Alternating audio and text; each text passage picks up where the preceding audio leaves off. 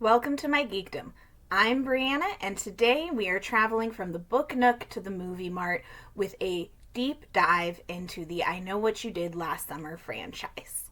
So it's pretty obvious if you've watched any of the videos that came before that I love Jennifer Love Hewitt, and her addition to the 911 cast was one of the most exciting things ever for me, which sounds a little dramatic, but that's what I am.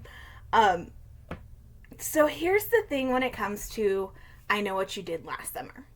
When it originally came out to me as the movie in 1997, I was 9 years old and I saw David from Roseanne and I saw Jennifer Love Hewitt from Everything, and I wanted to see it. At 9, yes, I had already started to see some different horror films. I think at this time, I know for a fact I had seen Pet Cemetery. I believe that I had seen it 100% because I was scarred for life. But basically, at least for my mom, it was very clearly established that I was already really enjoying the horror franchise to a point where she set up a rule where I could watch anything I wanted, but if it gave me nightmares or anything like that, I was not allowed to get in bed with her. I had to comfort myself. I had to deal with the scary sounds in the night. And it actually is, to me, a great way to encourage kids to understand the things. When something is too much, they'll turn it off. They'll put a book down if that subject is outside of their comfort zone or if they're not ready for it. That's what my mom taught me. So, my brother and I convinced my dad to take us to see I Know What You Did Last Summer in theaters. And really thinking back on it now, almost 30 years later, I remember enjoying the movie. I remember watching it a few times on TV. I did not get to see I Still Know What You Did last summer in theaters, but I remember when I did watch it on television, I liked it more than the first one. But the fact is, none of it really stuck with me. And watching the movies and reading the book, I kind of was reminded why. So I'm about to step on some toes, and the fact is, the first film is not actually that great. And same with the book, it turns out it's based on. I learned that again earlier this year when they made the announcement. I guess it was actually last year when they made the announcement of I Know What You Did Last Summer, and the fact that Freddie Prinze Jr., Jennifer Love Hewitt, and Sarah Michelle Gellar were all going to be in it. So yeah, I discovered that it was a book and I put it on my TBR. And then earlier this month, it's probably like a week ago, honestly, I didn't, so less than 200 pages or exactly 200 pages. Reading it did not take long at all. But yeah, when I went to look for something new, I went, let's do it. It's right there. So I read I Know What You Did Last Summer.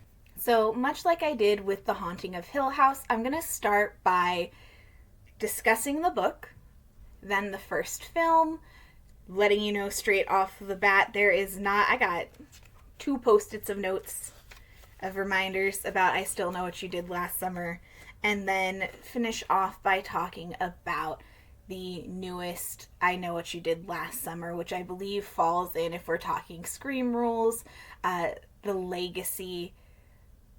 It's a legacy horror film because we have characters who are indirectly related to the original characters, and those surviving original characters of Julie and Ray do make their appearances.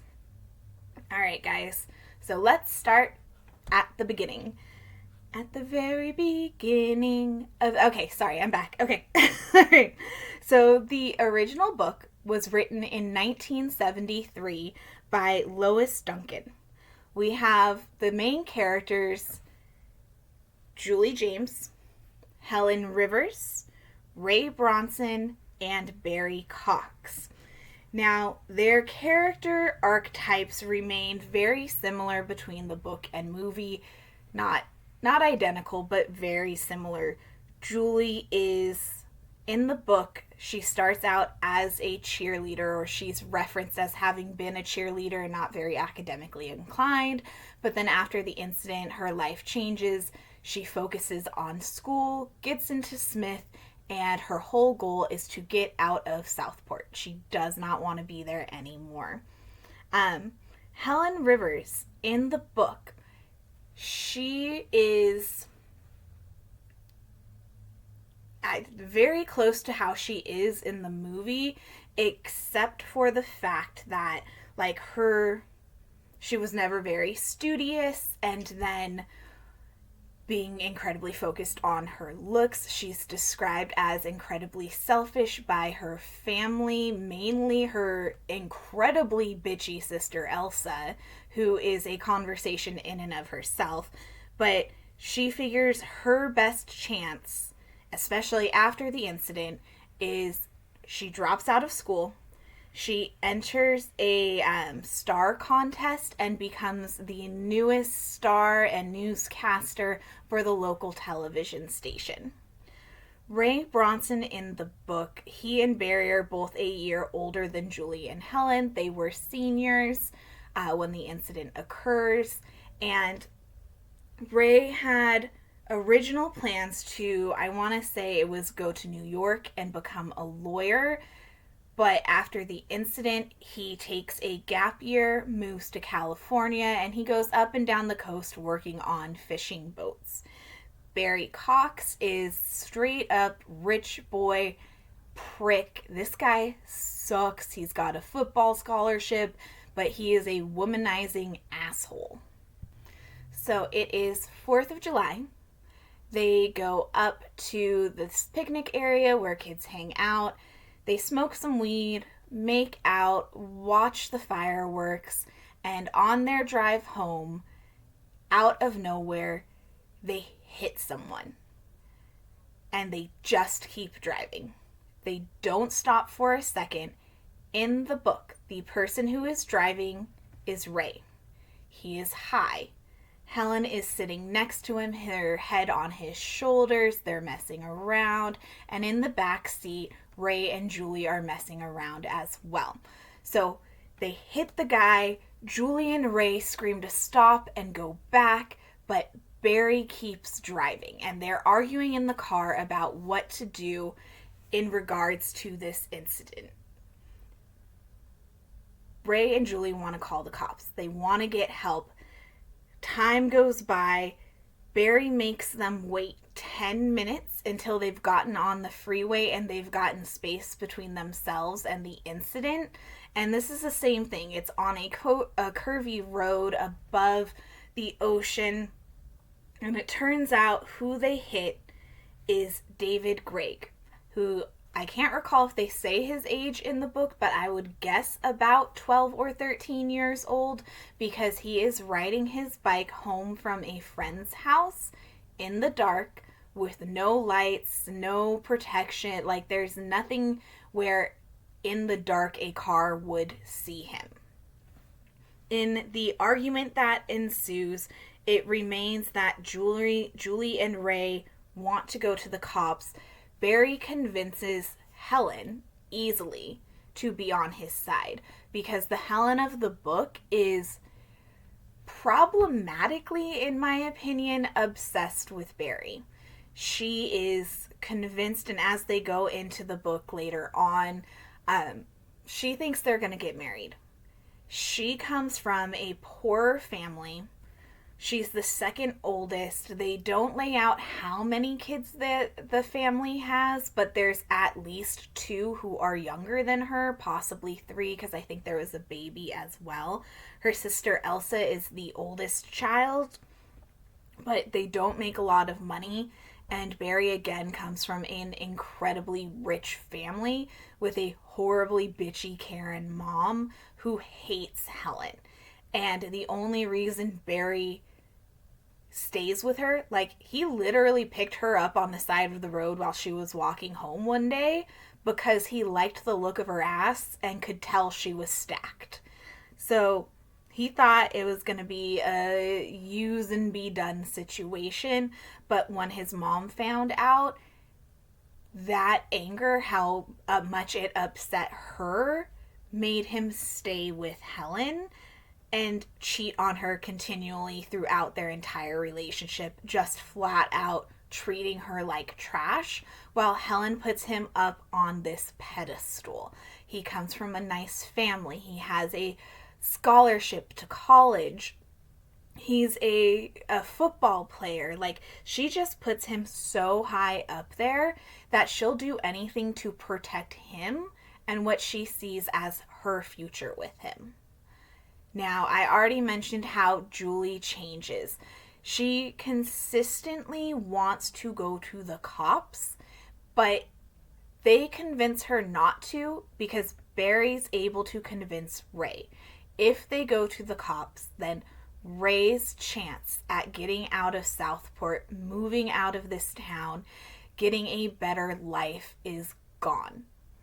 Except for Ray's life really isn't that bad.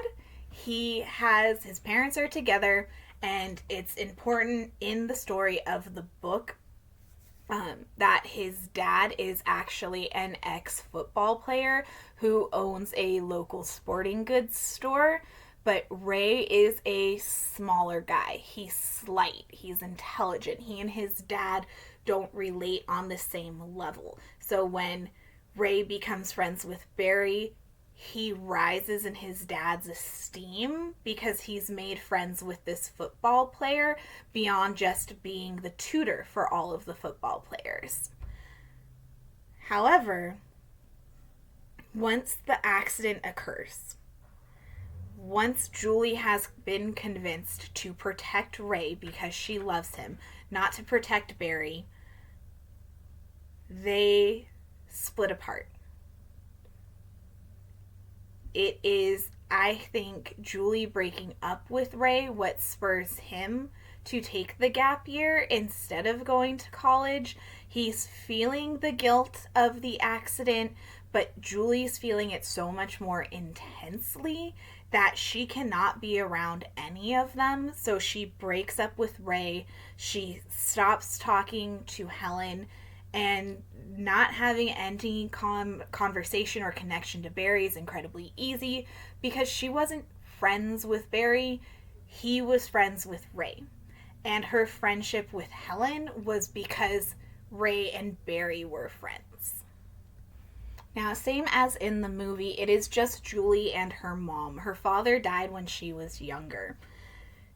A change between the book and movie is that book-wise, last summer was 3 months ago. So not a lot of time has gone by at all. It's Julie's senior year. She wakes up to her mom being excited because she gets this letter of acceptance to Smith. And they have a conversation about how Julie has changed and whether it has been for the better or not, because Julie's mom had originally wished that, yeah, she would study a little bit more, maybe spend less time dating, but now she's so closed off, and the guy that she is seeing, her mom knows that it's not serious. This is a very 70s thing. His name is Bud, and he's like 5 years older than her. So she is, if we're being generous, 18, but I would really say 17. And if that's what, 18, 19, 20, 21. So he's 22 or 23 years old. Right? 18, 19, 20, 21, 22. Yeah, I can do math. It's fine, guys. It's not like I play D&D where I roll dice and add the numbers together or anything. But, that's such a 70s thing nowadays. That's really weird. This guy has been to Iraq and come home and is now dating somebody who's still in high school. So immediately when they say that, red flags as a reader go off for me. It seems very sketchy, both as like he's an actual veteran. he's a veteran. That's so. Even though they make it clear, he's never tried anything with me. We met at the library. It just seemed natural when he asked me. He's never pressured me for anything. Like, she's listing all of these things, and I immediately went, this dude's the killer. Like, why? Why is her mom okay with this? Why is she okay with this? And Julie's okay with this because she's still in love with Ray, and she doesn't actually care about Bud. This relationship is just something to do because her mom was worried that she went from hardcore extracurriculars and dating to only books and never doing anything else. And she's become very shut in. She has no idea why. In addition to the letter for the acceptance letter, that is when Julie gets the note that says, I know what you did last summer. And her reaction is to contact Helen. Helen's reaction is to contact Barry. And after school that day, they all meet in Helen's apartment. So Helen went from just winning a contest to moving out of her home, moving into a nice apartment building. It's called Four Seasons, and it's established that everybody who lives in this apartment complex is a young professional. So while she is 17 or 18 years old, same thing like with dating Bud, everybody around her is not that much older. They would be ranging from attending the college, so they're in the 18 to 25 range is what they establish in that moment. Julie's scared. Helen's starting to get scared. And Barry writes it off. He says, this is just some trick. This is something that, have you rejected anybody? This is something that guys do. They'll try and scare you, especially if they feel rejected. And that's when Helen jumps in with, oh yeah, I get creepy phone calls all the time of dudes just breathing on the end of the line. How sad is that? This is 1973, and Barry, who Helen is supposed to be in love with, she's putting him on this pedestal, and they've established when they go into his point of view that he's already been cheating on Helen. He does not care about her. He hates going to her place because whenever she cooks dinner, it's too homey, and it's clear that what she wants is a life together, and that's not what he wants at all. So there's a couple of school teachers who live in the building who also hit on Barry all of the time, and he's totally into it, and there's an empty apartment in the complex that he wishes he could live at, but he's so dependent on his parents. It took everything to get them to agree to let him even move into a fraternity. So he writes it off, and Helen to just be like, oh yeah, dudes call, they breathe heavy on the phone, it's not weird. That's bad.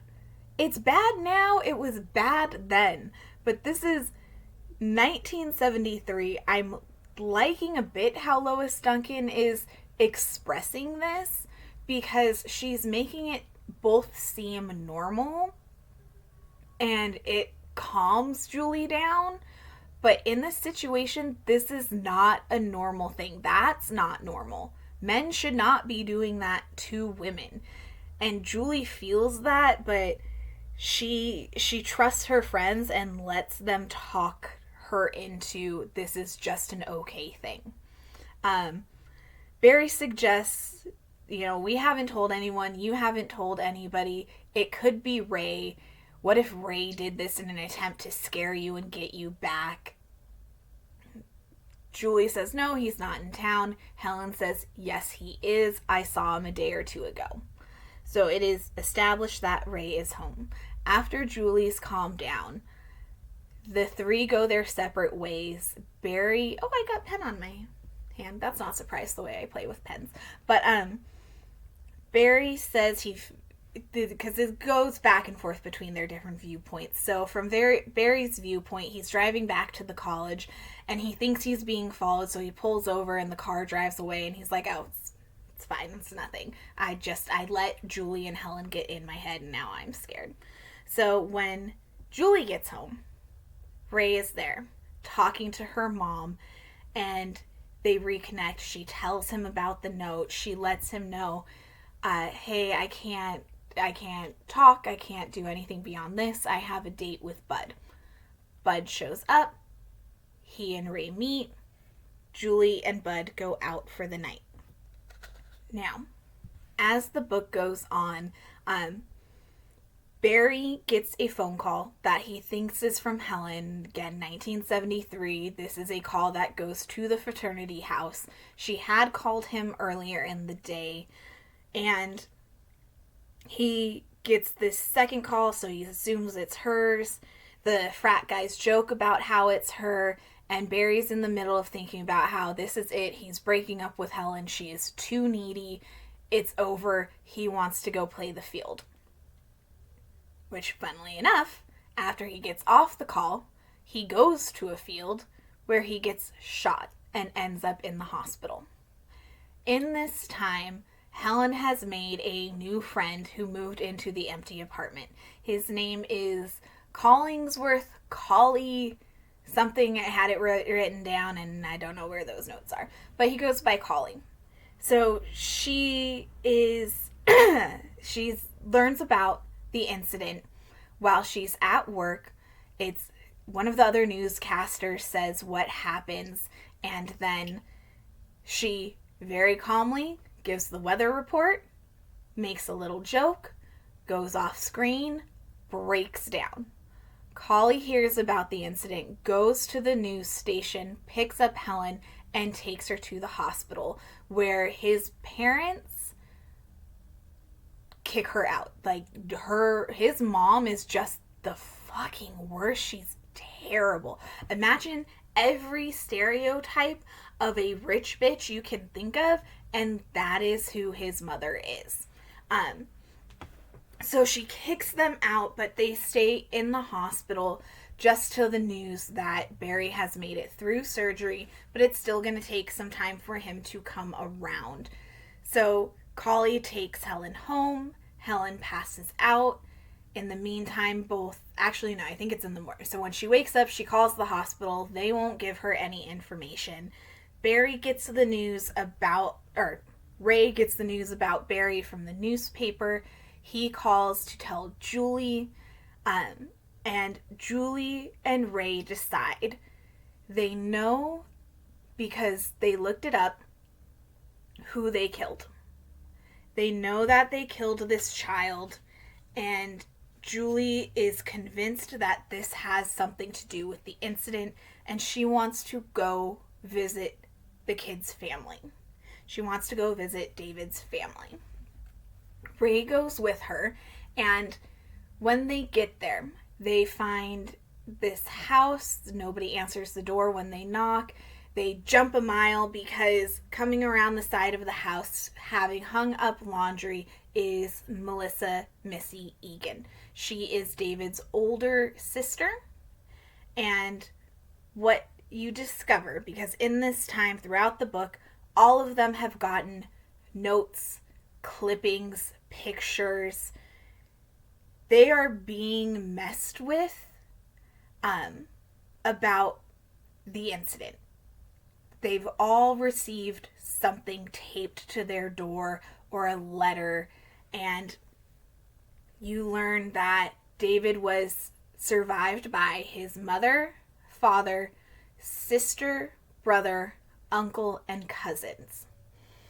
So there is a list of people given who, having watched the movie first, I knew, it's got to be one of these people. I completely forgot about the sister. I forgot about Anne Hesh in the movie. This was It was like all brand new information to me, because it's been 25-ish years since I saw it. But yeah, so they go. They're talking to Melissa, and Melissa just opens the floodgates. Ray goes into the house to make a call because their car broke down, and Missy tells Julie that her mom isn't there because her mother's basically in a mental institution. Her father is there keeping her company. That's it. That's all she mentions. Just those two, and she lets them know about how her brother died, so she's been really lonely, and it's actually been pretty nice to have them come by and have somebody to talk to for a little while. When Ray and Julie leave, Ray tells Julie, who said that Missy had been living alone, that seems weird because the clothes she was hanging up included men's shirts and the trim of the house was freshly painted. This is a point in Ray's column because what he says is not that Missy couldn't do it herself, she just seems kind of short, and yeah, she could have used a ladder, but if she was completely alone, it just seems unlikely she would have needed help to reach that high or to need a ladder that heavy and big to get that high herself. So, Helen tries to get in the hospital. Does not work. Ray is able to successfully get into the hospital to talk to Barry, who still says it was nothing. In the meantime, Barry's parents have come to him and told him that Helen was there and that a man brought her. And Barry internally freaks the fuck out, just like cheaters do. He's mad because another man brought Helen to the hospital because she talks to a different guy when she spent all of this time wanting to get married, being there, acting like she's so in love with him when she's been cheating on him. Bullshit. That is the response cheaters have. So that's how he responds. Barry in the book is Red Flag City, just like he is in the movie. Now, when he's there and Ray sneaks in, he tells Ray a slightly similar story that he told to the police, except he's honest that it was in his mind a woman who answered the phone, or who was on the phone that he answered to. And he was thinking that this chick wants to meet up. He thinks it's this girl that he's been seeing on the side. So he goes out to meet him. And then some rando jumps him, shoots him, and takes $50 from his wallet. That's what he tells Ray. Because he's so mad at Helen that he wants Ray to tell Helen that he's been cheating on her. Fucking pussy move. It is ridiculous. This rich bitch has no spine whatsoever, and not just because someone shot him in it. Okay, so it makes me mad. Anyways, Ray goes, he tells Helen, he leaves out the part about how much Ray sucks, and it's just like, yeah, maybe stay away from the hospital for a little bit. Yeah, this is that point that Ray earned. Gone. There is a better way to do that. But yeah, so he leaves. At some point, I think it's after he leaves, he runs into Bud and has a conversation with Bud, which again lays on. It's very suspicious. He's basically telling Ray to stay away from Julie. Julie's his girl, and what he wants he's gonna get. And Ray is feeling that threat, like he didn't think Bud was an issue before because he does really love Julie and want her back, but now Bud is this threat. In the meantime, in the multiple conversations the characters have had, they've thrown out the idea that Helen's sister Elsa could possibly be the person doing this, because Elsa fucking sucks as well. There are not a lot of likable characters in this book. Um, but Elsa and Helen used to share a room. Elsa hates Helen because Helen worked so hard to be pretty. She worked hard to get the life that she has, and she is reaping the rewards from all of that hard work. So it goes into a whole background of at about 12 or 13, Helen sat down in front of the mirror. She looked around.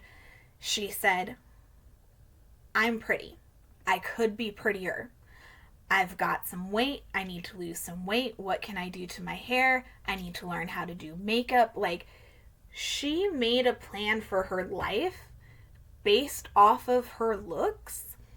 And while it's not something I really support or choose, that works for some people. So more power to Helen in that regard. Like, she made a decision. She weighed out her life options because she didn't feel like she was smart enough. She does not come from a rich family. So she didn't think that she had a lot of places to go in life.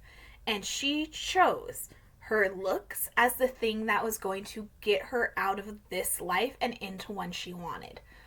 Elsa is described in the book as being overweight, not being attractive. She didn't get into college. She still lives at home. She's mean, like, she's so mean to Helen. She calls her princess and picks on her for all of this time that she spends in front of the mirror, and she thinks that being a newscaster and being the weather girl doesn't take any work at all she has to do is stand there and be pretty, where she works in a store and stands on her feet for 8 hours a day, so her life is clearly that much harder, and Helen should be more like her. Bullshit. Like, to me, that's worse. Like, okay, I wouldn't make the choices that Helen made. I'm not gonna begrudge her the choices that she made, because they're actually intelligent for how she values herself. What they emphasize throughout the book is how self-centered those choices made her. So it's made clear that she sends money home every week to her parents to help the family, but she doesn't go back home. She's living her independent life away from them, trying to both close that chapter of her life and move forward at the same time. So it's expressing love, but she wants to be separate. Elsa attacks her through this. She thinks that's terrible, but Elsa's never done anything to separate herself, to make her life better. She just blames Helen for being pretty when she's not in comparison. So it comes to the conclusion that when they were younger and they shared a room, Helen got home that night. She was clearly crying and upset. What if Helen spoke in her sleep, or somehow Elsa learned from her what they did, and now Elsa is blackmailing them, and there's gonna be some reason why. Except shooting Barry, even though Barry sucks, and it's made clear that Elsa hates Barry, doesn't match with the character, where the photos and notes that screams Elsa. So Elsa was really never on the table, where Bud and Collie, as the new guy in town, both are. So they do that. Ray and Bud meet. This is about the point where Barry is starting to really come to, and the pain is wearing off. He was under the threat of being completely that was the other thing that really triggered it. He was under the threat of being paralyzed and having to move back home. So that, the idea of living with his parents again, not having a life, not playing football, Helen cheating on him, all of that was gone. So that was why he lied. But his movement comes back. He's no longer going to be paralyzed. Things are turning up Barry again. And he feels bad that he lied when he knows for a fact that he went out to that field and he was shot specifically because of what happened on the 4th of July. So he tries to call Helen. He tries to tell her. Helen misses that phone call because she had gone down to the pool to go swimming. She meets Collie, and throughout the book it's led on that Collie's interested in her. Why else would he take her to the hospital? But he hardcore disses her in front of the snooty school teachers, tells her how selfish she is. She's never asked a single thing about his life. Like, he's making some very valid points, but at the same time, he meets her at a time when her boyfriend just got shot. It's like a difference of 12 hours of, hi, I'm your new friend and neighbor, to her boyfriend is shot. And he makes the choice to go to the TV studio to pick her up, to check in on her. So he disses her, he rejects her, calls her selfish, tells her he has a date, and pieces out. Helen's embarrassed. The school teacher she hates overheard everything, so she swims for a while trying to laugh it off, trying to make it seem like none of this matters to her, and after a few hours, she goes back up to her apartment. She misses the phone call, and she gets surprised by the fact that Collie has been in her apartment the entire time. And he villain monologues. He is David's older brother. They do not have the same last name because David's father is Collie's stepfather. And Collie was in the army. He was in Iraq when his brother died. So when he got home, which was days ago, according to his story, it was like a few weeks ago, he gets home to find out his sister is living alone, his mother is institutionalized, his stepfather is there trying to take care of her, and his brother is dead. He learns that all in one shot. And he tells Helen that he is going to go out on a date with a little redhead named Julie right after he kills Helen. So he villain monologues the whole thing. Helen defends herself. She gets into her room. She locks the door. He's breaking the door down. She's on, I think it's like the 2nd or 3rd floor, and it ends with her going out the window. She risks falling out the window to try and escape, and that's it. That is all that we know. We flash over to Julie's mom. So Mrs. James is internal monologuing about how throughout her life she's had a few different premonitions and bad feelings. One was a fire that got started at the house. The second one, the worst one she ever had, was when her husband died.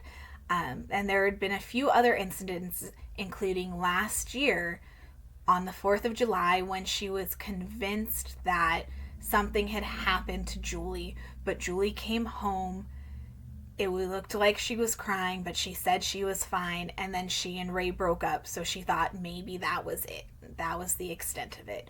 But now she's having another feeling, and when Julie gets home and says she's going out, Mrs. James convinces her to not. Don't go on this date. Stay home. Julie's stressed. She's worried about Barry, Helen, and Ray. She doesn't care about Bud, but it's too late to call him, so she agrees to stay home. But it's too late to call Bud, and the doorbell rings. So she answers the door, and she tells Bud, hey, I'm so sorry. I have to stay home tonight. Go to the movie on your own. It seems like you really want to. And he keeps pressuring her. And he's like, fine, well, at least come out. I need to talk to you about something. It's really important. So Julie agrees to go out, and Bud tries to convince her to get into the car. And in the smartest move Julie makes in the entire book, she flat out says no. Remember, ladies, if you are ever in a situation and somebody wants you to go to a second location and it feels weird to you, say no. Julie proves why. Bud is Collie. They are one in the same. Throughout the book, I knew it was one of them. I didn't know which one. And Lois Duncan got me because the answer is they are the same guy. So Bud/Collie starts villain monologuing again about how he figured out it was her because she had sent his family, the yellow roses for the funeral. He went to the flower shop, figured out who it was, that it was a little redheaded cheerleader, went to a bunch of schools, learned that there used to be a redheaded cheerleader. This is her. She's not a cheerleader anymore. Starts dating her, sends her the note when he's confident that she is responsible. Then he follows her to Helen's house and starts stalking everybody. He attacks her, knocks her unconscious, and when she wakes up, her head is in Ray's lap, her mom is there, and the cops are there. Bud is being arrested because Helen had got to a phone. She is okay. Barry is okay. And Bud/Collie is now being arrested, and Julie has a concussion. The book overall, to me, is a 3-star read. Okay? It has a purpose and a point. It is telling a story. It wasn't the most amazing thing. I don't regret reading it. But it's a very specific thing. If somebody asks me for a recommendation for me to be like, you know what? I think I Know What You Did Last Summer, the book is going to be what you want for this mood. It is a very specific story. Now let's start comparing it to the 1997 film. As a reminder, the 97 film was written by Kevin Williamson and directed by Jim Gillespie. A fun fact that I did not realize was that Kevin Williamson had written it before Scream, shopped it around, nobody bought it, and then after the success of Scream, he was able to sell I Know What You Did Last Summer. Rewatching this film, it's not that great. It's not terrible. It is very much like the book. I was reading some reviews for the new I Know What You Did Last Summer, and they're going, oh, well, the original's such a classic, and this is a letdown. I disagree. I think that the new one does a very good job of honoring the original and actually improving upon it while honoring the point of the book, which is they learn how their actions, they were so focused on the fear of what it's doing to them, and specifically in the book, what it would do to Barry's life. But David had a family, and a bunch of people were affected by the loss of that kid. The mom blamed herself because she refused to go pick him up because she and her husband had just had a fight about how much they spoil him. And they don't go into it, but what about the friend that David was fighting with? The friend whose house he was at? That kid and that kid's parents are also going to be living with that. So a lot of people are affected by this death. Now, in the movie, they never really go into that at all. So we have the same characters, Julie James, played by Jennifer Love Hewitt, Helen Shivers instead of Rivers, which is one of the greatest names in horror. Like, was the change needed? No, but it's great and it's worth it. So Helen Shivers, played by Sarah Michelle Gellar. Barry Cox is Ryan Felipe, and Ray Bronson is Freddie Prinze Jr. This, acting-wise, right? So these are young actors. At this time, Jennifer Love Hewitt has the biggest filmography of anyone, but the person who carries the movie is Sarah Michelle Gellar. She's had Buffy for, let me double check. Actually, Buffy premiered in 1997, so she might not have had Buffy yet while she was filming this. It's unclear to me, without spending forever digging and trying to figure out, if Sarah Michelle Gellar filmed I Know What You Did Last Summer and then started Buffy, or did Buffy and then filmed I Know What You Did Last Summer. But basically, she's a brand new actress as well, and she is carrying this movie, as well as being one of the best friends in horror history.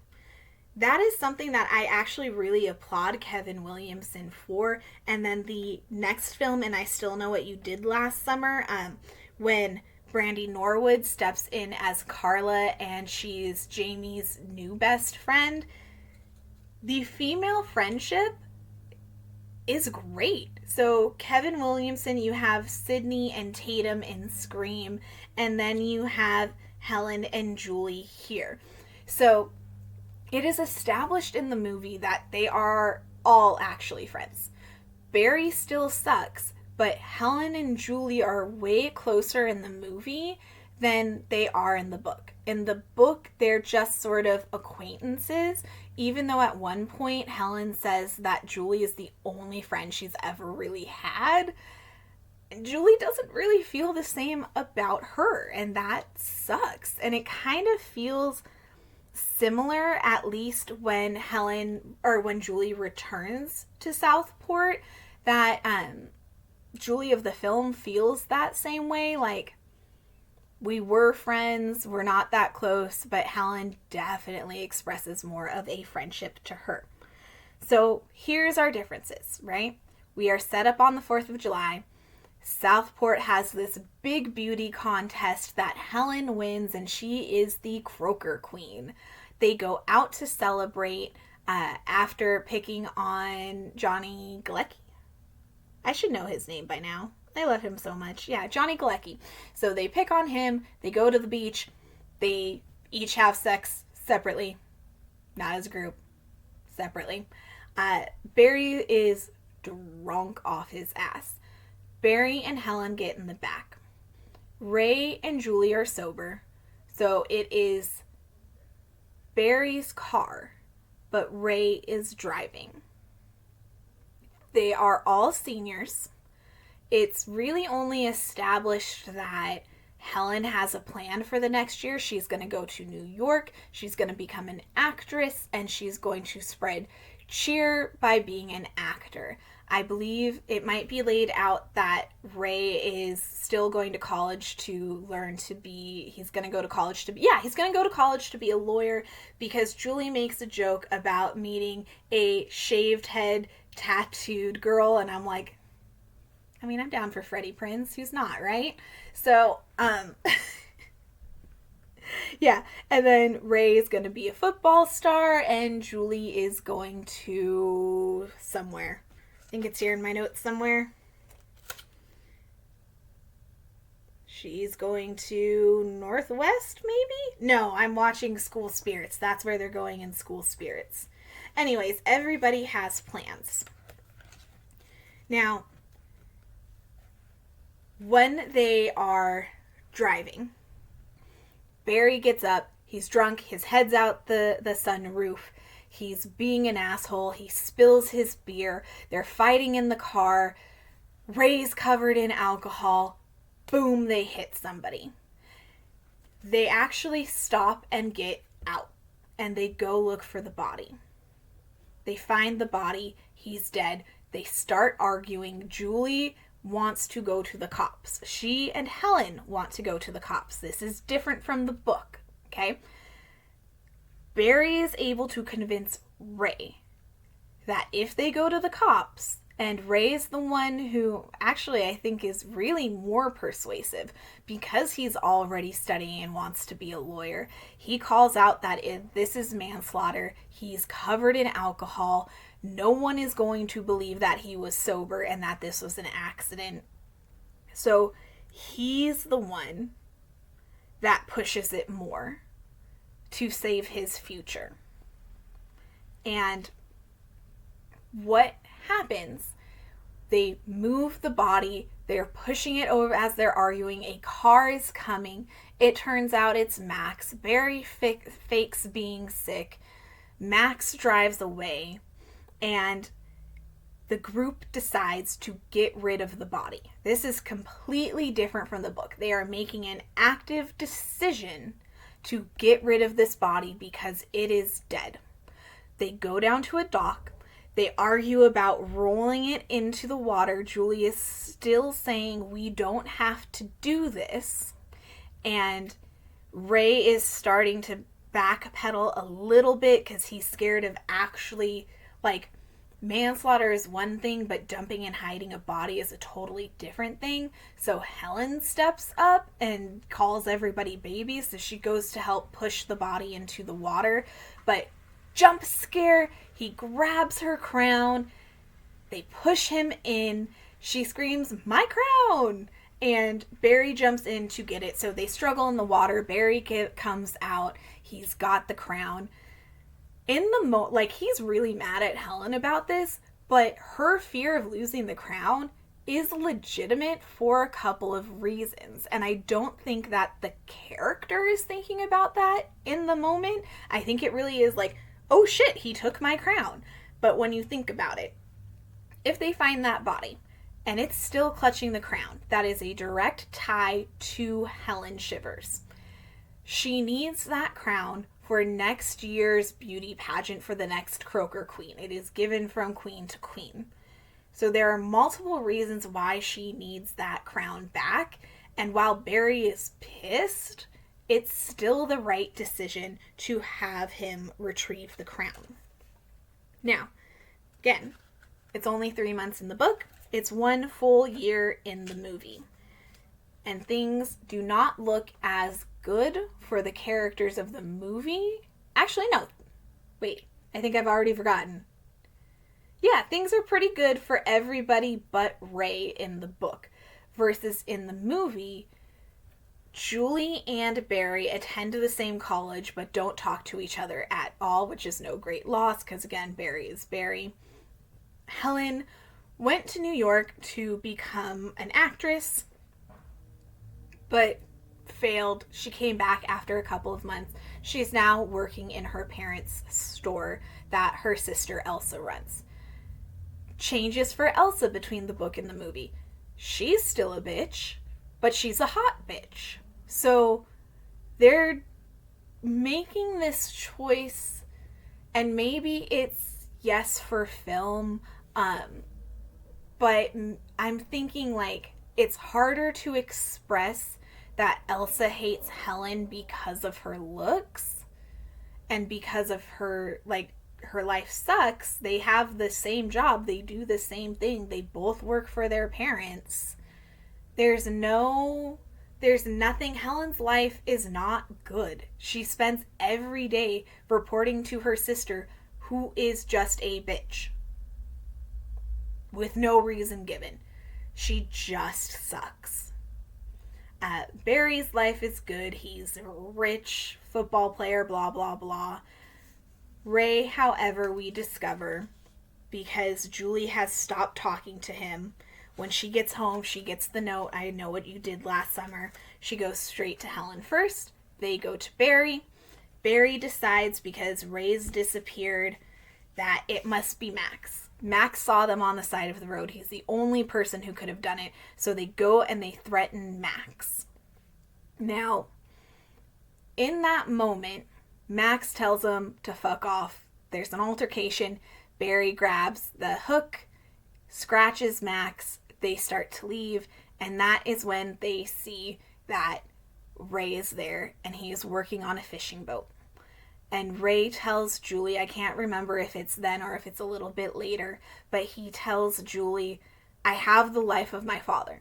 And she goes, you never knew your dad. He goes, yeah, he's a deadbeat, and for all I know, he could have been doing this all his life. The Ray of the movie is a sad sack. The Ray of the book went away for a year, realized what was wrong, became a better person, came home wanting to do the right thing, and then had to deal with all this shit. The Ray of the film is just, I am stuck in this life. I work on a fishing boat. I don't have anything I wanted. Everything sucks. They tell him what happens. Next scene, Max is brutally murdered. Goodbye, Max. Thank you for your time and your service. Side note, neither of these actors successfulully pull off working on these fishing boats or in the crabbing industry. They are both young. Johnny Galecki was playing David on Roseanne. He was an artist. Freddie Prinze Jr., this is like his third movie. He is a brand new actor, and it shows for a few reasons, which turn out to be good when you get to the newest movie. So here we have it with their twig arms. They've got sleeves rolled up, right? So it looks like muscle. It's not muscle. It's just their rolled up sleeves. They might even have padding under there. Like, they just have twig arms. It's so unrealistic. Okay, so, so unrealistic. Where are we? Yeah, Max gets killed. Everybody goes on their way. And then we have a scene where Barry is going to go work out. He's stressed. He's going to go work out. Ryan Felipe, also not very... he's cute. I like Ryan Felipe. He's blonde. It's a mark against him. But he goes... There's the steam. He gets the message. There's a Polaroid of his car. His jacket's been stolen. He goes out to the parking lot. Somebody is in his car, stealing his car. They don't turn on the lights. They back up. He chases after them. They drive forward and they run him over. But they leave him alive. They could have killed him, but this is a threat, like the note. So this is how Barry ends up in the hospital. Everybody goes to see Barry in the hospital. Julie suggests going to see the family. And the name of the man that they killed was David? David Egan? Yes, David Egan. Yeah, David Gregg in the book, David Egan in the movie. So they go to see the family. Ray says it's a bad idea. Book Ray, yes. Movie Ray, no. Helen, best friend ever, goes with Julie. This is where they meet Missy, played by Anne Hesh. This is a rural town. Like, Southport is already pretty crummy. It is not a very pretty looking town. When you think of Dawson's Creek, right? So there's a lot of filming near the water, but Dawson's Creek, that is a rich water town. You have yachts and things like that. That is not what Southport is. Southport is a working town. The boats that you see all go out to sea and bring fish and crabs and sea creatures back to eat. That's how they make their money. Anne Hesh is living out in the Hicksville. She's got carcasses of animals everywhere, and the idea is this is supposed to be spooky and creepy and make them feel uncomfortable.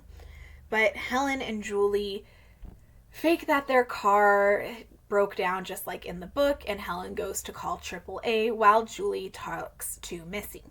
Missy explains, my younger brother died last year on the 4th of July in a car accident. Or no. He killed himself. I know this happened because a year before, he was in a car accident with his fiancée, Susie, who died. So now I live all alone, and it's very tragic and sad for me. Julie and Helen leave. They're feeling bad, but it doesn't hit the same way it does in the book because I don't know, it just doesn't feel the same. In the book, the mom is hospitalized. You feel more emotion. And while Jennifer Love Hewitt has been working for a long time, even on freaking, oh God, the show with her and Neve Campbell, it'll come to me later after I'm done finishing this. Let me pause, hold on. Party of Five, I found it, took me a second. So, the feelings of and what it takes to be in a horror film are definitely different from what she needed for Party of Five or for any of the movies that she made as a child instead of as this teenager. So it's just, it doesn't hit the same way.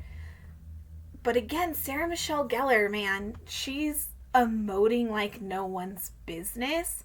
It could also be that the Julie of both the book and the movie is so shut in. She's depressed, obviously, and it's kind of hard to really emote that well as a young actor. And I'm also wondering if there were directing choices that were made as well for this cast. Because when you watch Freddie Prinze Jr. in I Still Know What You Did Last Summer, which is literally just 1 year later in real life and in the film, he's so much better. So I wonder if that the director in the idea of, hey, we need Ray to look really suspicious, if they made decisions or gave direction that just didn't translate, in my opinion, well to film. This is, again, just my opinion. I am not a professional of any sort. I am just a person who likes to talk and watch a bunch of stuff. Now, after they leave, Helen goes home, and we're led to believe it's going to be her death scene, right? Reality, it is just a commercial for Diet Coke. After she goes upstairs, the killer snuck into the house. Her father's watching television. Elsa's being bitchy. Helen falls asleep with the Croaker Queen crown on her head because she is thinking about everything that they did, everything that's happened, the guilt, and wondering if this crown was worth what she lost. She didn't give it up, what she lost because of the guilt and where she is. So she falls asleep, and when she wakes up, her hair has been chopped. It's not completely gone, but it's horribly chopped up. And the fisherman did it in her sleep. Or the slicker man. You would have woken up. It doesn't make any sense for Julie not to wake up if somebody is there using a fish hook to cut off your hair. You're not sleeping through that shit, okay? I get it. It's messing with her mind. It's a threat the same way hitting Barry with the car versus straight up killing him is a threat. But it's so unrealistic, and it makes me mad. Watching it now, that makes me angry. As an audience, we're supposed to just accept that? No, that's bullshit. Helen freaks out. She calls Barry. She calls Julie. Julie goes over. Barry's already there comforting her. He's out of the hospital. Julie goes to leave. And as she's driving away, she hears something. She pulls the car over. In the trunk is Max covered in crabs. So she finds his dead body, she screams, she almost gets hit by a car, she runs back and she gets Helen and Barry, brings them back. Body and crabs are completely gone, and that is when we get the famous scene. This is a moment where Jennifer Love Hewitt really does hit the moment of being a scream queen, and the fact that it was directed by a child is still one of the most impressive things about it. Like, how did that kid get Jennifer Love Hewitt, who throughout the film so far has, like, we don't really have a reason to feel for her, but he's able to get her fear to really show as she's screaming out, freaking, what is it? She's screaming out the... What do you want from us? Yeah, that one.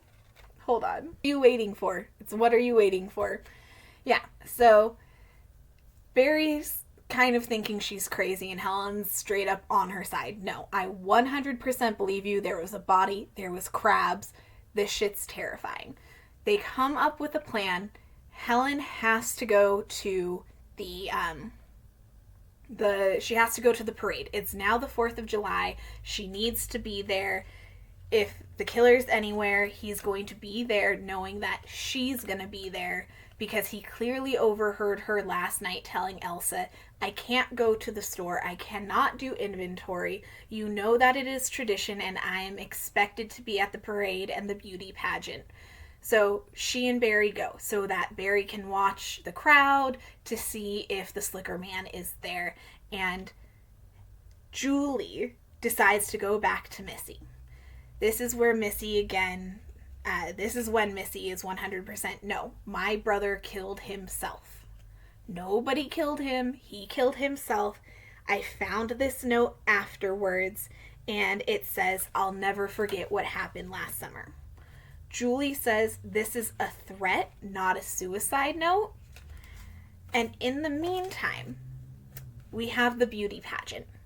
Helen is sitting on the stage, which we did not see at the beginning opening scene of the film, with the old queen, with the old Croaker queen winner. So Helen's sitting there. Barry told her he'd be watching from the rafters like they did it the last year. And Helen's able to see him get killed. She witnesses it. She freaks the fuck out. She screams for help. She tries to run to get to him, to help him. And the crowd stops her. This also doesn't make sense. If you have someone screaming, why does the whole crowd stand up to physically stop her instead of going to see what she's screaming about?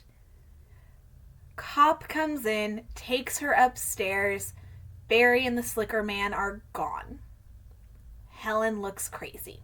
The cop goes to take Helen home, or to the police station, and Helen tells him everything from day one. She lets it all out.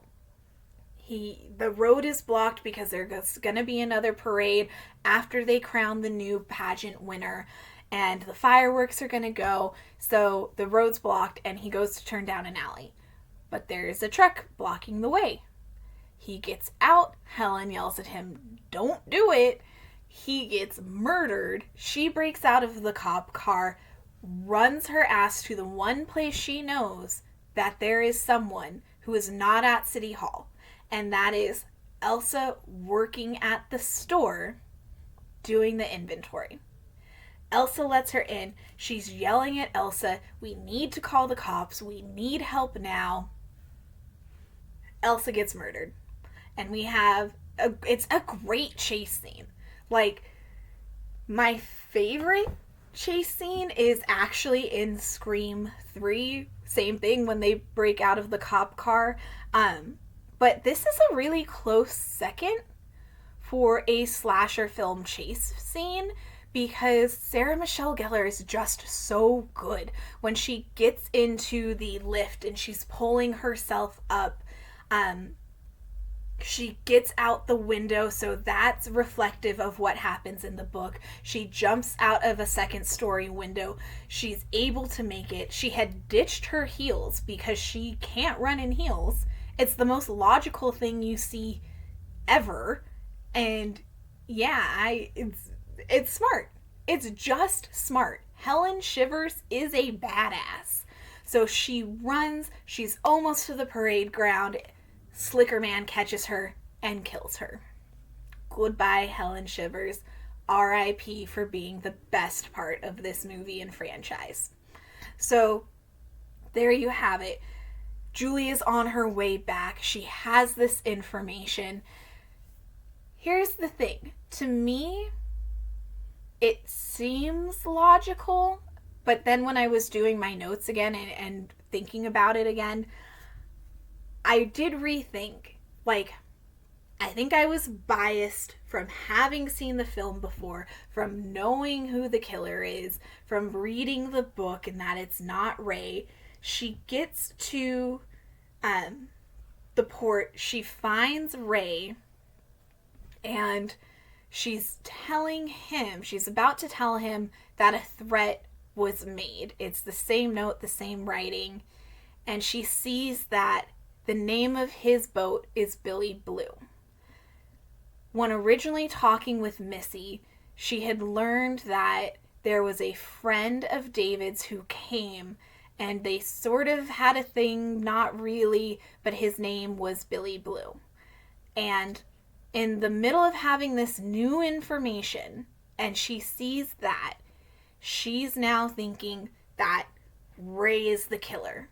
And the first time, or when watching this again the other day, I thought, no, she just got this note. She knows that somebody else had gone to Missy and had left this note there. So it's gotta be from, like, how does she think it's Ray in that moment?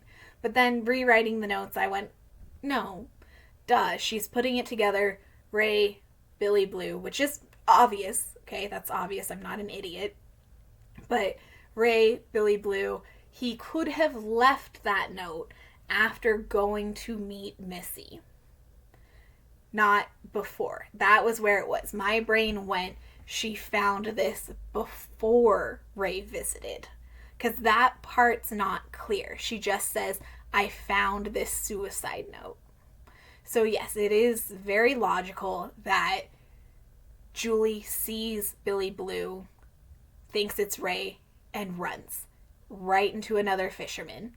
They're on a boat, and he gets to villain monologue. We have our real killer, and his name is... I just got so confused for a second because names are so important in the second film. Ben Willis. Ben Willis is the killer. So he monologues about how Susie was his daughter, and David killed her in that accident. That night, he killed David, but they hit him with the car. So the person that they think they killed, and then did legitimately try to kill, was Ben Willis, not David Egan. They killed or attempted to murder a murderer. There's a fight. Ray gets the boat out there. He goes to help. There's running. They're hiding on a boat. Julie finds the bodies of Barry and Helen. And then we have Ray gets, like, knocked out. Ben almost gets to Julie. They get up. His arm, his hook gets caught. They hit something. He goes flying. He loses his hand. He goes over the railing. Boom. No more Slicker Man. Fisherman's gone. Julie and Ray get back to land, and they tell everything. It goes into the closing scene. It is a year later. Julie is in the shower at the dorm room, gets a call from Ray. They're gonna meet and blah-de-dee, blah. Turns around, there's a note, I still know what you did last summer. Killer hops out of the screen. That is my big memory from physically seeing the movie in the theater, was the ending. more than anything else. And then throughout, because again, I didn't watch this movie that many times, right? I've seen Scream a gazillion times. I've seen Psycho and all of them. I've seen them all a ton. These ones, I Know What You Did Last Summer, and I Still Know What You Did Last Summer. Not a lot. Just not a lot. So that and the screaming scene, those are the two that stick out. Now, I Still Know What You Did Last Summer. It's not very important to the overall story. I liked it more, and I think it is a better slasher movie. What is important about it that definitely needs to be seen for the third film is that you have, there's Mekhi Phifer as Tyrell, Brandy Norwood as Carla Wilson, Matthew Settle as Will Benson, Bill Cobbs as Estes. Huge, Bill Cobbs, come on. It's a year later. Julie and Ray are together, but they have a rocky relationship. She's in college. She does not want to go back to Southport. That is where the trauma is. She loves Ray, but she does not want to go home to the trauma. I don't blame her. Ray is still there. He's still working the boats. He's doing well. He's making money. And he's upset because Julie doesn't want... He's acting like it's about him, but it's not about him. It is about that being the place where they lost their friends and had to survive 3 days of being terrorized by a killer. Okay, so he gets hit by a car. Another innocent dude gets killed who was giving him a lift.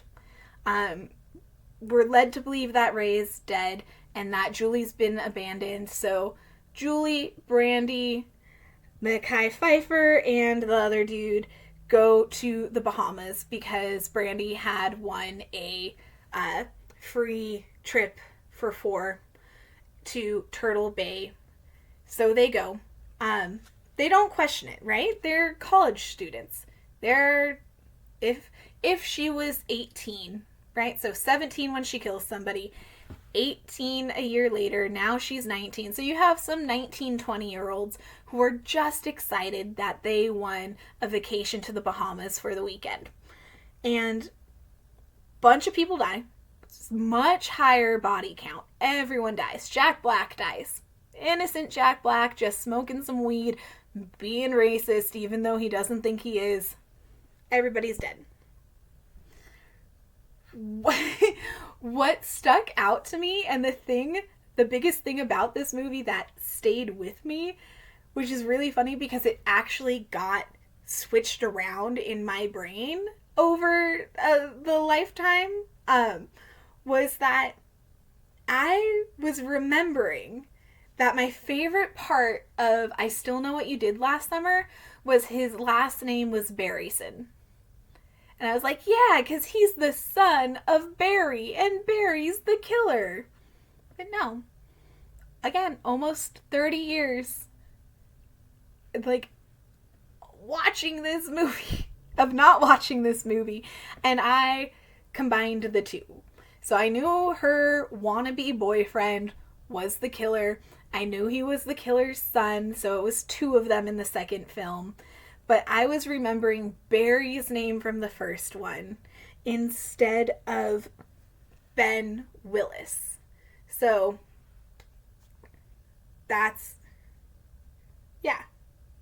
So he's Will, Ben's son.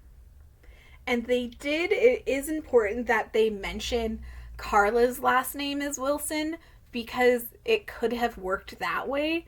And I think that could have been really interesting if Carla had been the killer. It doesn't work for being a son, but it still would have been funny. It works, right? We've got Benson, we've got Wilson.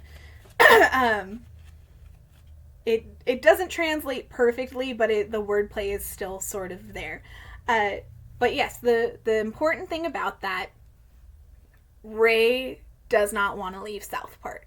He doesn't mind being there. It reminds him of Helen and Barry and everything they went to. He loves Julie, but he wants to be there. And we get the backstory of how on this island, that is where Ben Willis lived with his wife and his 2 kids, a boy and a girl. And he was crazy. Murdered his wife. They left. They moved to Southport. His daughter dies. He goes crazy again. The son is crazy. The end. Carla, Julie, and Ray make it off of the island. This is also important in showing that Julie has zero fucks given in regards to saving her life and those of her friends.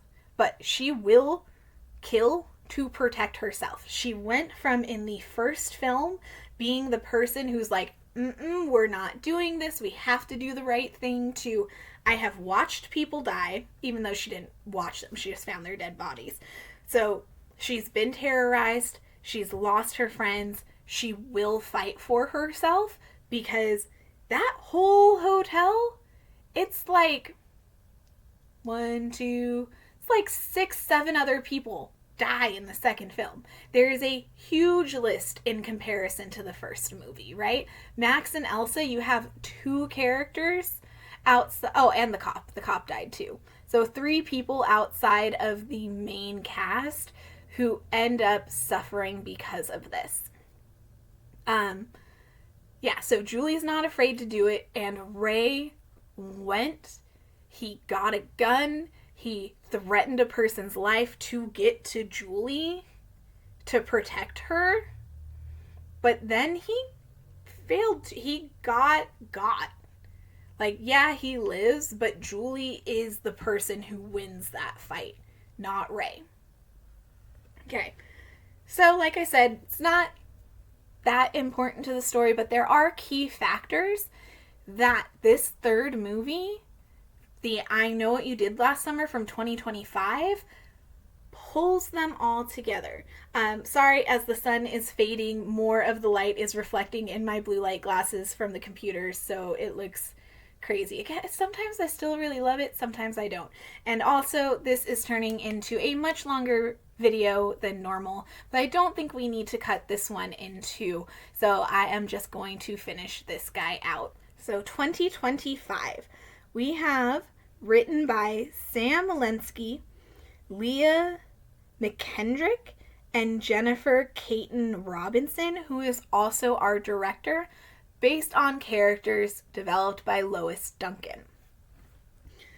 The characters we have in question: Danica Richards, played by Madeline Klein; Ava Brooks, I apologize for mispronunciation as always, played by Chase Sue Wonders; Milo Griffin, played by Jonah Haver King; Teddy Spencer, played by Tyreek Withers; Stevie Ward, played by Sarah Pigeon; Freddie Prinze Jr. as Ray Bronson; Jennifer Love Hewitt as Julie James; Sarah Michelle Gellar as Helen Shivers, and it does list Brandy Norwood again as Carla, but I did not see her anywhere in the film.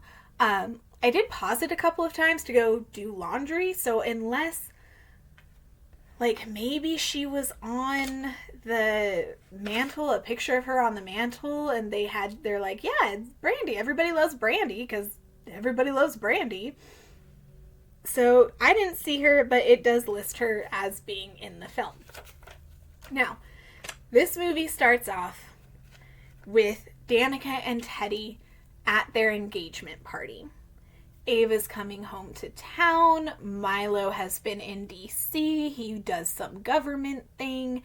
They are celebrating the engagement of their friends, Danica and Teddy, who want Ava and Milo to get together. So after the party ends, there's going to be fireworks. It is 4th of July weekend. So they want to go to their favorite spot on the curvy mountain road over the ocean to watch the fireworks. As they go to leave, the party has ended, people are cleaning up, and Stevie, who we learn was their friend in high school, something happened with her dad. They all moved forward and had fantastic lives. She didn't. This is more accurate to the book than what we see in the original film. These people have good things happen to them. Okay? They convince Stevie, it's been years, please come hang out with us. Let's do what we do. Danica is driving. She says she's sober. They go for a drive. They're having fun. They're dicking around. And they pull over to watch the fireworks. But they are on a curve over the ocean. And Teddy is in the middle of the road. He has been drinking. And a car is coming. They're yelling at him to get out of the road. And Milo jumps and saves him. Car goes away. Everybody's annoyed. Like, why are you doing this? Another car comes. Whoosh! It goes right into the railing. They rush to go try and help this person. They don't run. They rush to help him. And they're trying, but the truck is overweighted. It's sticking out over the cliff. The doors are jammed. They can't get it open. And there is what's supposed to be a jump scare. And if you're Teddy, it is a jump scare. Fist comes through the window, grabs his jacket, and he reacts naturally out of fear by spinning and getting out of the jacket, which is actually a pretty cool move if you really think about it.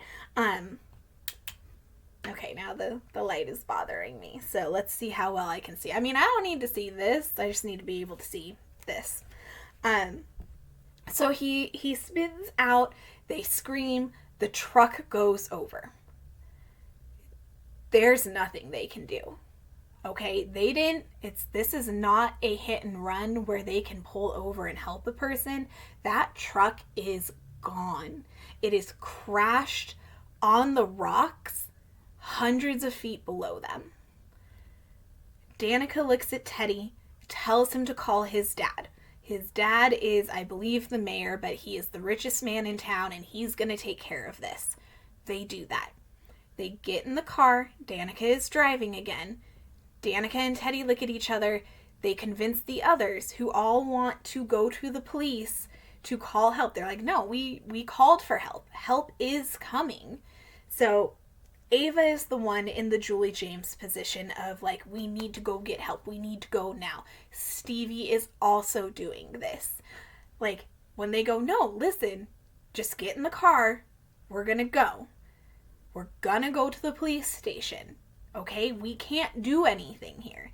And it's actually legitimate. Like, they physically can't do anything, so it's a fair argument, even though it's not really morally right. So they get in the car, they drive away. Immediately, the ambulances are coming. The police, everybody is on the way. So it is true. They called for help. This is not something that happened in the original movie.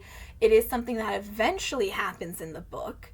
But this is an immediate reaction. So the cops are there, except for, again, this truck went hundreds of feet plummeting into the rocks below.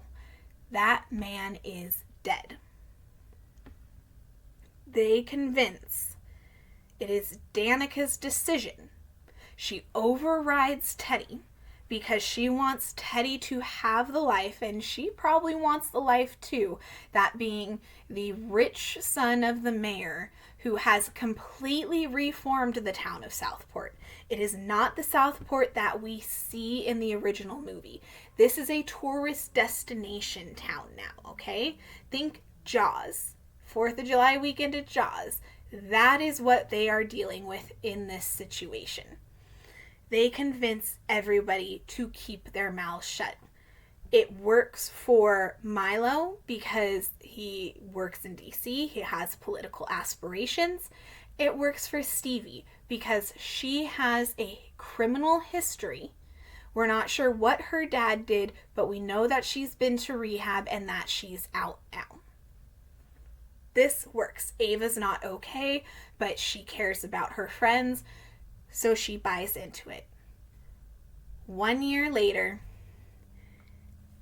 Ava is getting pleasured in an airport bathroom by a woman we learned is named Tyler a little bit later. And she is on her way to Danica's bridal shower to a man named Tyler. Ava's being picked up by Milo. Tyler overhears the conversation, says, hey, I'm going to Southport too. Can you guys give me a ride? Ava, they agree.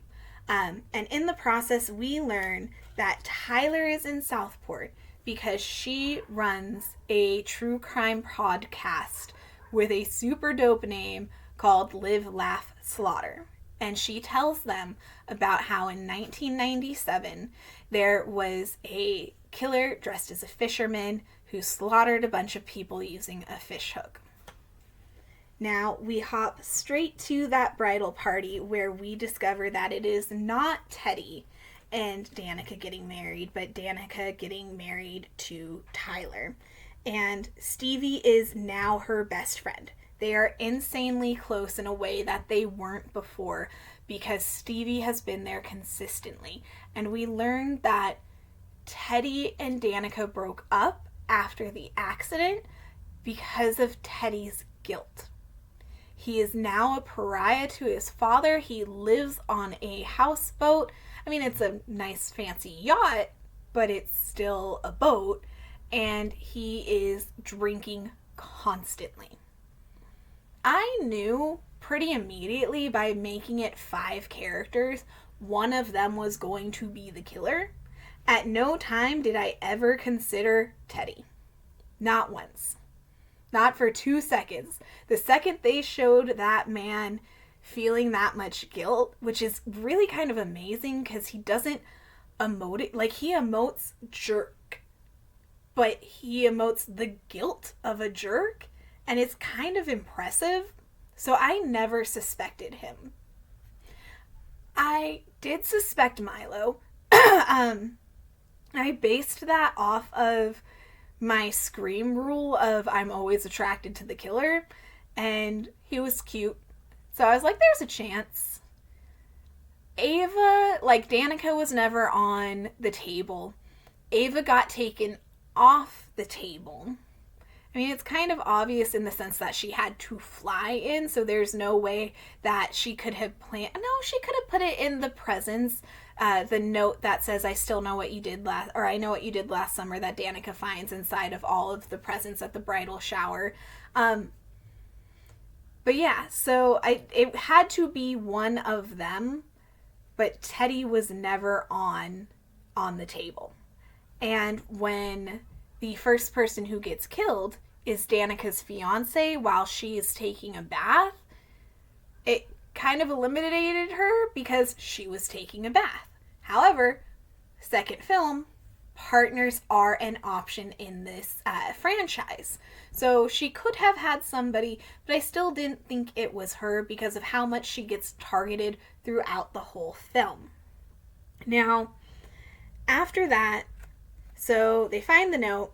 Danica sends Ava and Milo and Stevie to go find Teddy. Tyler gets harpooned. They went harpoon for her fiance's murder. And I thought that was kind of fun. It stayed on brand for the fisherman theme. So I liked that. But this killer likes to send a message. They stage these bodies. It is a very clear, look at me, I am back and I am killing people and you will pay attention. So after that, they all gather together, and much like the first film, instead of a Diet Coke commercial, we get a Tostitos commercial where everybody is sitting around eating a giant bag of Tostitos. So they say, hey, we don't have any information. Ava, you just had sex with that chick Tyler who seems to have information. Go see what you can learn. She meets Tyler. They go to what is a restaurant but was originally the Shivers family business where Elsa and Helen were killed. Well, technically Helen was killed outside of it, but you get the chase scene. So it is Tyler and Ava and the killer.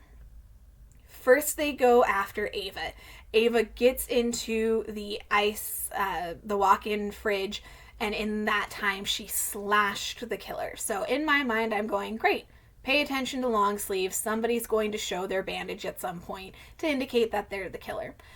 Tyler is there.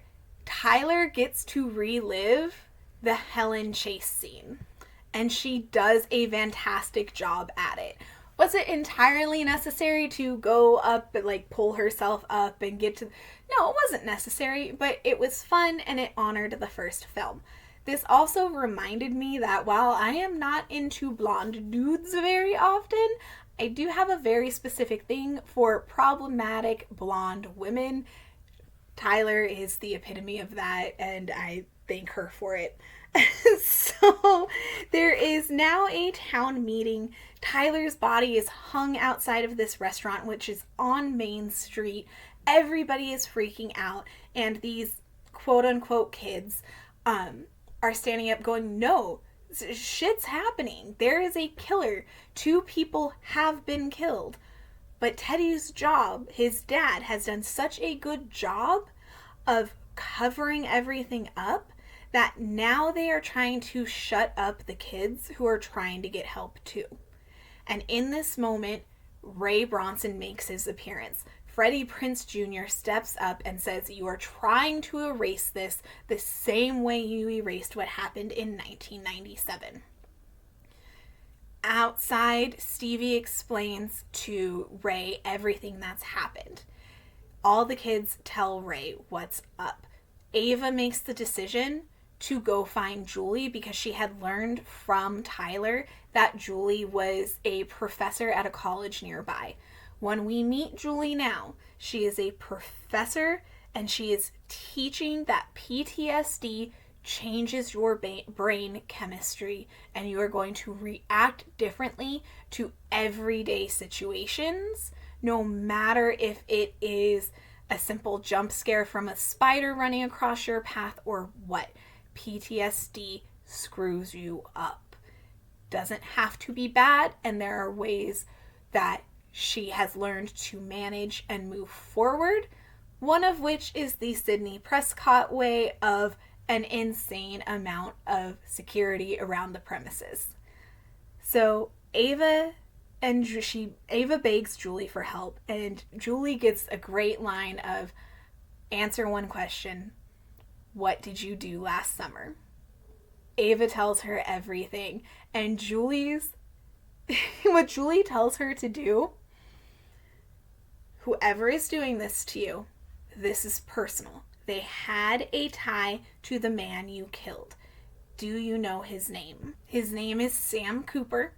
So she says you need to learn everything about Sam Cooper. Everybody has somebody. So the next thing she says, kill him. Protect yourself. They aren't going to stop. This is personal to them. That makes it personal to you, and you are going to have to kill to survive. She takes this back. She tells it to Ray. Ray gets pissed. What kind of help is that? Encouraging these kids to kill. Now, they do follow the advice of find out everything you can about Sam Cooper. This sends Teddy and Danica to the graveyard, where they discover Sam's grave and that there are flowers there. Somebody who works at the graveyard is there. Danica notices there's cameras and asks the guy if he can go check the cameras to find out anything they can about who might have left the flowers. He disappears. Sadly, innocent dude gets killed because they're erasing the killer wants to erase the cameras. But as they're waiting, Danica finds Helen and Elsa's graves, and she sees a picture of Helen and realizes she was a Croaker queen just like I was. Like they might have been friends in a different world. She sends Teddy to go get help, and in that meantime, the killer comes after her and almost succeeds. She gets knocked near unconscious, a horrible concussion for damn sure, but Teddy shows up just in time and saves her. Now everyone gathers together again, and Danica says nobody sleeps alone. Everybody needs to stay here.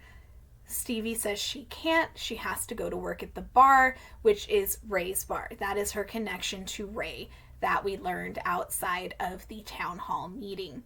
Ava and Milo are going to go share a room. They have a moment. They start to get it on. Ava says, no, now is not the time. Milo leaves. Milo gets strangled. He is gone. Nobody knows what's up now. Then we get a scene where Barry goes to the gym. This is the only man Barry. Teddy goes to the gym. He is the only character in this entire franchise who says, I'm going to go work out. Oh no, Brandy worked out too. She was doing kickboxing. Yeah, her, and it did come in handy, and Teddy are the only two who believably can throw a kick and or punch to defend themselves, even though Teddy does still get killed, which sucks because he was my favorite. So he goes to the gym, he gets the message in the window, he tells everybody. There's so much death. What happens next? Okay, so this has the next day, nothing happens to Teddy at the gym. It's just a reference to the film and to Barry going to work out and the new threat against Teddy. So the next day, Helen and Elsa, they go to the police station.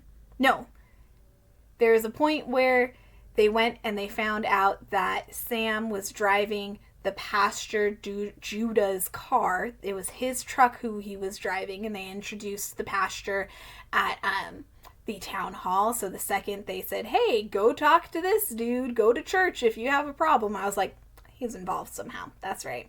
So they go to the church to find out how he knew Sam, to see if he's the killer behind it. After they find that connection, then they go to the cops. The cops call Teddy's dad and say that the chicks are freaking out again. Teddy's dad says, shut them up, keep them locked there. We don't need them causing any problems. It's 4th of July and the town is full of tourists. We don't need any more shit. In the meantime, Teddy is being slaughtered. He fights the good fight and he almost gets away. But no, my man Teddy does not make it. He lives long enough to die in his father's arms, and then the killer uses the fishhook to slice the throat of Teddy's dad. Back at the police station, they notice, or I should say Ava notices, that the police are freaking out. Danica is busy having a dream. She sees Teddy's slaughtered body, and standing over him is Helen Shivers. I loved this scene. I didn't like that Helen became mummified. I thought it would have been scarier because the whole time she's holding the fish hook, and God, Sarah Michelle Gellar just delivers all of the time. So if she had attacked with the fish hook instead of becoming mummified, I would have thought that was a better, scarier scene. It would have been a good jump scare, but it was enough to make Danica sit up and be scared. You could have cut the scene. It wasn't necessary, but I liked it a lot, and I'm glad that it's there. She's just so good. So a cop opens the door, tells them they're free to go, this is now the stupidest thing that's happened in this movie. They've consistently talked about how terrible the cops of Southport have been for 30 years. Fine, you're bribed to shut up. As long as somebody's still working on the case, that's one thing. But if everyone is freaking out because they have found Teddy and his father's bodies strung up in the middle of the town. Like, it's still near the sea, but everything's near the sea in Southport. So they are staged again to make a statement and to scare people away. But the two women who you have locked in this room that you just told to let go are there because they're telling you information about these crimes. This is new crime. They don't know about this crime yet. But all these things, like, they're connected, and the cops should know because this is a small town. They don't have a huge police force. Letting them go is beyond insane and infuriating. So they get out, they follow all the hysteria, they find the bodies, they freak the fuck out. Stevie pulls them away, and then they see Milo's car. So they go to find Milo, and he is dead, having been strangled in the back seat. No more Milo. Ray finds them, tells them to take Teddy's boat and get the fuck out. Earlier in the film, there is I straight up laughed. It was very funny because Teddy had suggested, instead of killing people or finding out more information about Sam, what if we just take my boat and go to the Bahamas? And Ray's response to that was, for reasons I won't get into, that's a very bad idea. It still makes me laugh. That was probably the best part of the movie because it's so dumb. I loved it. I loved it so much. So they are on the boat. They're on their way out. The cops actually do something successful and they go to the church. They find Pastor Judah is dead. His body has been staged as well with another harpoon. And they find a picture. And it is of the pastor, Sam Cooper, and Stevie. Stevie is our killer. I didn't think about it once. It's weird to have those moments of, I know one of these people is the killer. I know it's not this person, or this person for these reasons. And then just totally, well, we're left with one option. Wonder who it is. It's like, I have a thought and then poof, just gone. So, mad at myself for not putting it together that Stevie is our killer. Danica goes to check because the boat has stopped. The cops have told Ray. Ray is on his boat going to catch them. Danica and Stevie are fighting. That is when Ray gets there. Ray and Ava. Ava's grabbed a flare gun. She's trying to protect Danica. It is not working. Stevie has the upper hand. Stevie kills Danica. She uses that fish hook right in the gut. We've seen it across multiple films. Ray shoots Danica. They both go overboard. Or Ray shoots Stevie. They both go overboard. This is it. Except we know, based on the other two films, that this is not how I Know What You Did Last Summer ends. There's always more. There is another scene. There is another one at the end of I Still Know What You Did Last Summer. But we were led to believe in both of those that those were dreams caused by PTSD, all in Julie's head. That is consistent. Ray and Ava take the boat back to the mainland to Ray's bar. We flash to Julie. Ava has left a message on Julie's phone. Stevie was the killer. Everybody is dead. Ray saved me. We're going back to his bar. Except this triggers something for Julie. Because we learned earlier in the film there's a moment where Ray goes to Julie's place when we discover how intense her security system is, that they were married. They got divorced because their relationship, their views about what happened to them, Ray never wanted to let it go. Julie always did. Biggest problem with Julie is that she wanted to bury it, not move on. She wanted to bury it in her mind. Ray never wanted to let anything go. He wanted to stay in that moment with Helen and Barry and Julie. So their marriage didn't work out. Ask Speed, never marry somebody that you're in a traumatic situation with. Julie is triggered. She looks it up. She finds a picture of Stevie and Ray, and she knows that the person who did this is Ray. The writing throughout this movie, well, before I get there, goes to the bar. Ray's overpowered Ava. Ava's just barely making it away when Julie gets there. Julie confronts Ray. Ray gets the upper hand. Julie gets her classic line, which I say classic and I forgot it 3 times throughout the past 2 hours. So she gets to yell at him, and as they're arguing, Ava comes to and harpoons Ray. Goodbye, Ray Bronson. Danica's body washes up on the shore. She and Ava get out of the hospital, realize that they're starving, go to eat. They're talking about all this crazy shit. And Ava says, oh yeah, Ray said Stevie's not dead. And goes, oh, we should probably find her and kill her. Well, seems like a good idea. You know, this could have all been avoided if men just went to therapy. Which, in one hand, okay, so here it is. Here's why the writing of this is great. Why this is a fantastic closure. And yeah, a 4th film would be fun to see Stevie, but it's not necessary. This is the perfect closure to this film. I think it is always unfair to generalize men need to go to therapy, because I know so many men who do go to therapy. That's great. That's fantastic.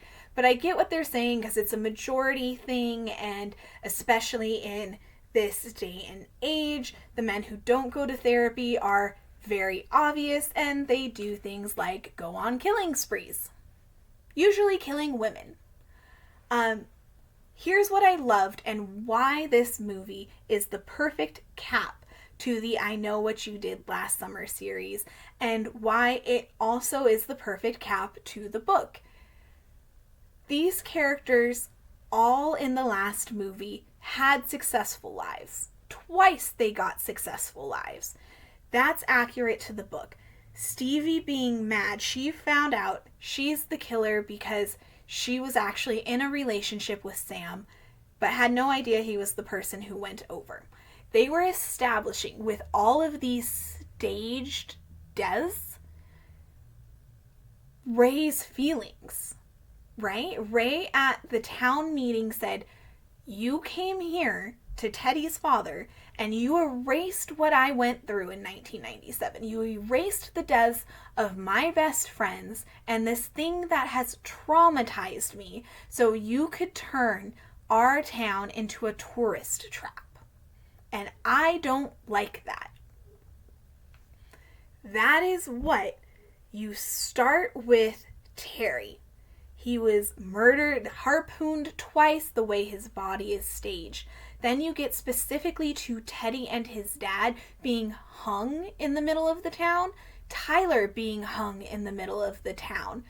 Hiding Milo's body is the only one that doesn't count. So it's either a timing issue that they didn't get to do the same thing, or because he doesn't make as much as the political statement.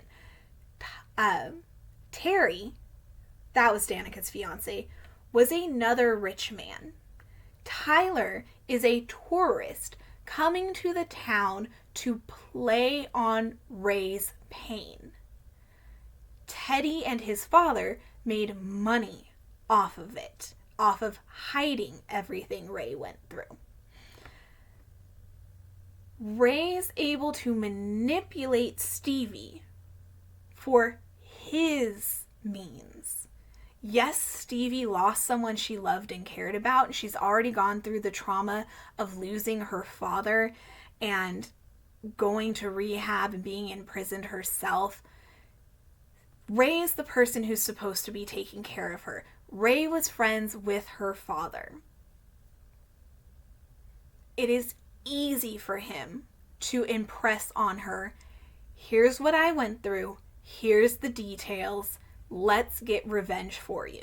I can't believe you were put into the same situation that I was, let's get revenge.